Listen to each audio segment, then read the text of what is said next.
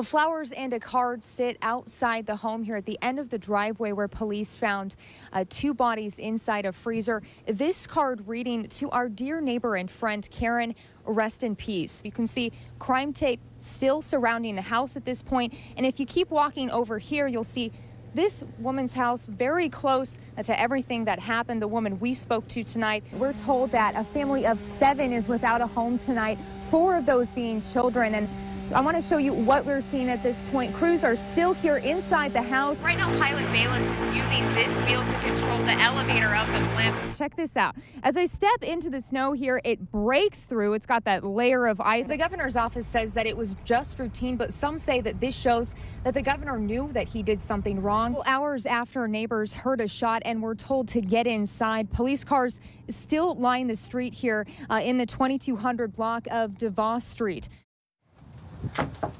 We're your neighbors, and I don't know, we wanted to introduce ourselves. Oh, I'm because Pete. I'm Pete. Lynette. Nice to meet you. And this is my son, Jordan. And I'm Lori. A knock and a simple introduction. Neighbors meeting for the first time after police found 2 bodies inside a freezer in this home on Nicholas Drive in Springfield. You heard what happened, Oh, right? of course. So that's why we felt like it was important for us to come and meet our neighbors. A door open with what appears to be the edge of a large freezer a day after those bodies were discovered, as detectives removed several cell phones for evidence and took 3D images of the scene with this scanner. The discovery unsettling for Lori King and Lynette Bassaw, who lived just yards from the home, fearing they didn't truly know what was going on inside this house. When you don't know the people in your neighborhood, you're oblivious to their life. And even if they are in trouble and they would reach out to you, if they don't know you, they don't have that option. Taking the steps to look out for their neighborhood. I felt compelled to take a walk with my neighbor and get to know some people. We don't know our neighbors, so we wanted to go around because, especially with what happened. A comforting face-to-face for these women, hoping to reach out to the people who live just feet from them after a disturbing discovery in their neighborhood. A peaceful morning as the sun glistens on the Mackenzie River, just a day after bullets flew through this cottage community. Heard his sliding window open and looked back behind my shoulder and seen a hand with a gun come out the window, so I dove onto the deck and belly crawled down and around the other side of the house. Now enjoying the sun, sitting on the deck where he dodged bullets, Reno Clark says he's confused why his neighbor 60-year-old David Shoptaw went into a rage. I'd like to know why he got that wig got over. If we'd had words or something prior to, I'd understand it, but we never had no kind of words or anything. Oregon State Police responded to a call just before 2 Tuesday afternoon after Shoptaw was allegedly shooting at or near neighbors. The SWAT team showed up as he barricaded himself for hours, throwing flash grenades into his home. He was in the middle cabin here. It's pretty messed up right now. The property owner, Ray Hoffman, is now dealing with the mess left behind by his tenant. This is the cabin where David Shoptaw lived. Crime tape, broken windows, and shattered glass and other items strewn about the yard. I had a confrontation with him the night before when he was up here with his pickup tearing up the driveway and racing around in there. I told him to knock it off. Over the last week, people who live at Woodlands Cottage say something just seemed off with Shoptaw. It may have all come to a head Tuesday, leaving this destruction behind and a community shaken. Well, that first-class ticket meant a lot to Vietnam veteran Doug Heathman. He says he didn't realize it then, but he now knows why the ticket agent put him there. A kind gesture for service, and Heathman says it's time to say thanks. Yeah, I don't recognize that guy. Looks like a little boy.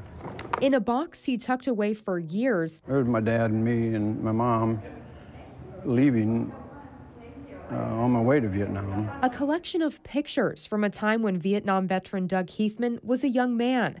In that box, an airline ticket, the only one he's kept in nearly 50 years. I always thought, well, I should go, you know, try and actually thank him in person or somehow. Written in red ink. And there's the ticket he gave me, July 1969. A date Heathman remembers vividly. He slid the ticket across.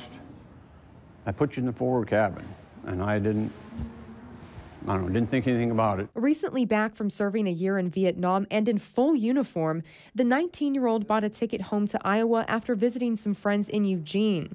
It wasn't until Heathman got on the plane that he realized what the ticket agent did for him that day. Flight attendant came and said, wanted to see my ticket, and I said, showed it to her. He said, well, you're supposed to be in the first class. So he upgraded me to first class, and I had neglected to thank him, so came back to try and find him. Determined to thank the man behind the first-class ticket, Heathman wrote a letter to United Airlines and is actively working with them to track down the employee. We're told this may be the employee's ID number, a first clue in hopefully finding the man who showed his respect for Heathman's service. The engine revs as the propellers spin. And then this 192-foot blimp is off into the Eugene sky.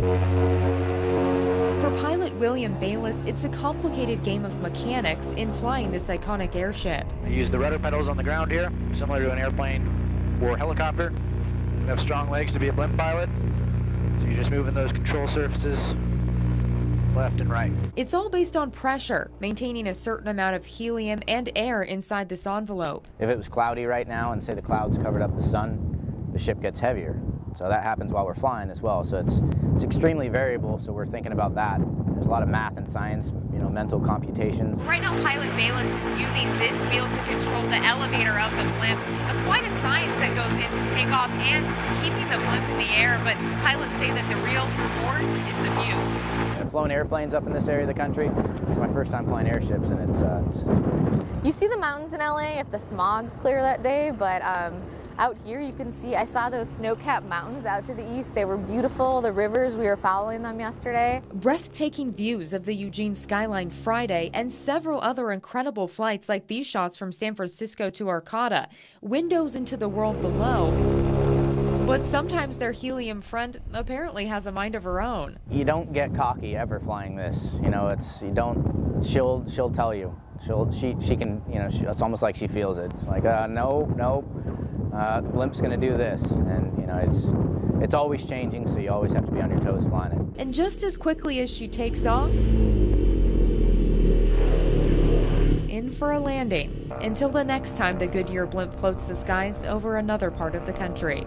In Eugene, Sarah Hurwitz, KEZI 9 News.